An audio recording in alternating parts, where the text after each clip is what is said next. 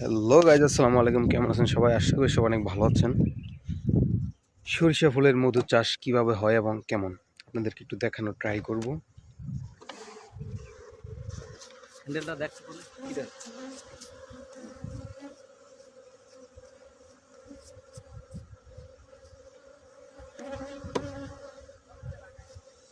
আসলে খুব রিস্কি একটা জিনিস, ব্যাপার স্যাপার। ফেস বল মাস্ক পরার কারণ হচ্ছে এখানে এই জায়গার নাম কি? গুতল। ঠিক আছে।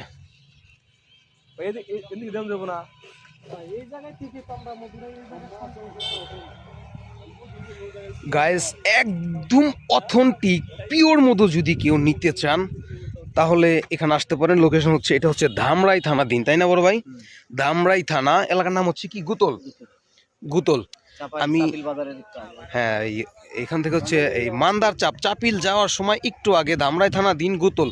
আপনারা আসতে পারেন। আমি হচ্ছে উপরে ওনাদের নাম্বার দিয়ে দেবো, কথা বলে আলোচনা সাপেক্ষে। অনেকে আমাকে বলছে চাক সহ নিতে, আসলে ওরকম চাক সহ তো দেওয়া যায় না, কিন্তু প্রচণ্ড দাম পড়ে যায়। এই যে মাশাআল্লাহ, খুব সুন্দর মধু হয়েছে এটাতে, না?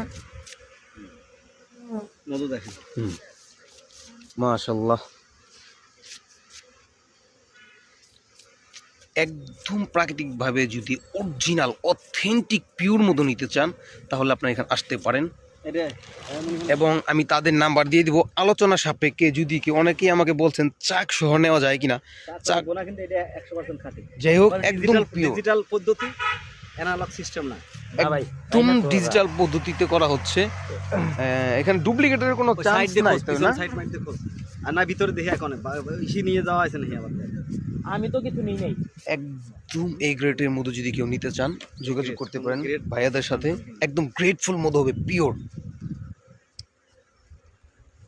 আলোচনা সাপেক্ষে ভাইয়াদের সাথে কথা বলে আপনারা মধু এখান থেকে সংগ্রহ করতে পারেন। খুব ভালো মানের মধু, সরিষা ফুলের মধু, একদম ন্যাচারাল। এই হচ্ছে দেখেন আশেপাশে আমার কিন্তু প্রচন্ড সরিষা ক্ষেত এখানে। তো চোখ যেদিকে যায় শুধু সরিষা ক্ষেত আর সরিষা ক্ষেত।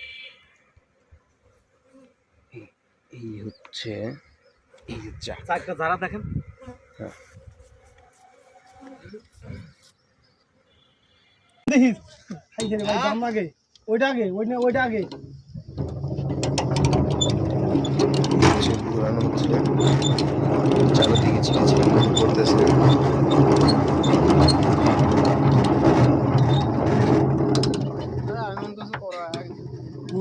দেখতে সিল কাটার লাগছে।